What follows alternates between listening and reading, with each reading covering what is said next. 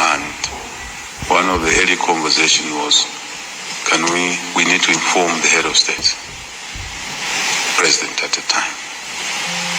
It wasn't my duty, but it was my responsibility to say so to those who were close.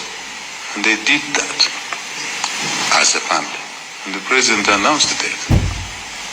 In our case, my colleague was in the hands of the family, medication issues around. I knew he had passed on very early in the morning of the 5th of June. I decided to say nothing until we consulted the family. And I reached out to the Secretary of Cabinet, my team around. I said, I cannot announce the death before the family is engaged. Family refused to engage and subject for another conversation. While we were still struggling to do that, the family made a public announcement. And once they made a public announcement, that's the time I said, that's confirmation. It shouldn't have been like that, but it's like that. And the same day, the president issued a statement. I didn't take 48 hours, as people are saying. The record is there. Why am I saying this to you? I think it's important as citizens for you to be aware of this information, because I scan what's going on social media, a lot of stuff there.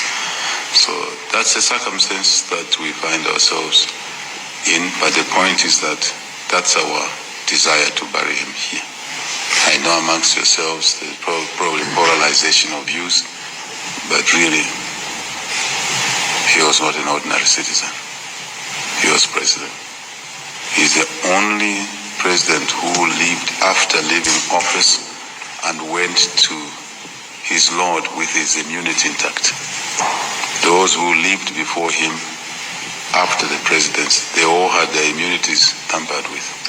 President Kaunda, President Chiluba, President Banda. So this fellow talking took the decision that we must end this kind of stuff.